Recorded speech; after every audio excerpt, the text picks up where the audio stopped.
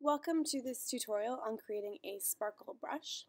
I just want to show you what the final product kind of looks like first. If I use my brushes, I've made this brush here. You can obviously change the size of it, but I could choose any color now, and I can then click and create kind of a sparkle effect.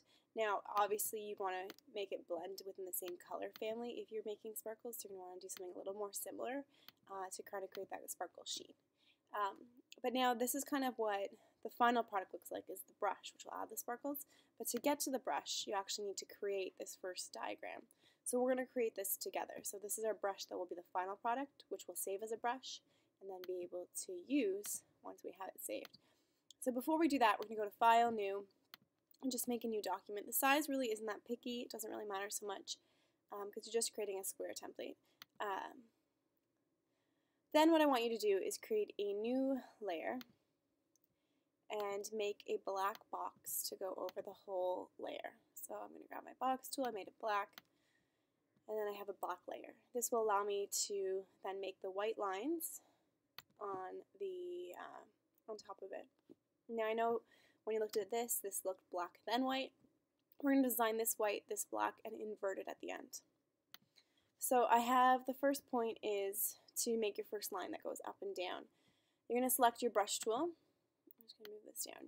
Oh, I love how it jumps. You're going to select your brush tool. So I have my brush tool selected and make it 4 points. And just the very first one, the basic kind of halo. Okay, so the third one in the line at 4 points. Opacity is going to be at 70 and flow at 100%. That's it, you're done. You're then going to use the pen tool. Click once at the top, hold shift, click once at the bottom to make a perfectly straight line. What you will then do is right click the line itself, and once you're able to select right on it, you'll be able to select stroke path. And here's where we'll be able to simulate the pressure of the brush we just created. And what it should do is just fade out the edges if it had your brush loaded properly. So there we go. Click off of it. My line is white. Sorry. So when you're creating the pen tool, just make sure you're on a white line, or you won't be able to see and use anything. My apologies. So click, hold shift, create a straight line. Right click it, stroke path, simulate the brush. And what it will do, as you can see, it kind of creates this feathered edge from the top to the bottom that gives it that pressure that you simulated when you made the brush. You're going to drag layer 1 to the Make New Layer button, which will duplicate it. Command T, right click, rotate 90 degrees clockwise. And then you have a matching perfect kind of T so far. We want to do the same here. So I'm going to go back to my pen tool, make a new layer. Click in between the two lines, hold shift to create a straight line through them. If I need to move it, by all means, you can move the line to be where you kind of want it to rest.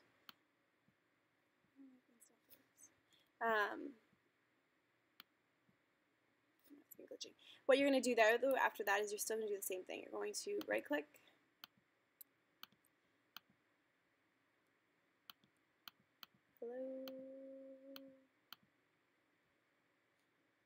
Alright, we're just going to delete that layer and redo that layer.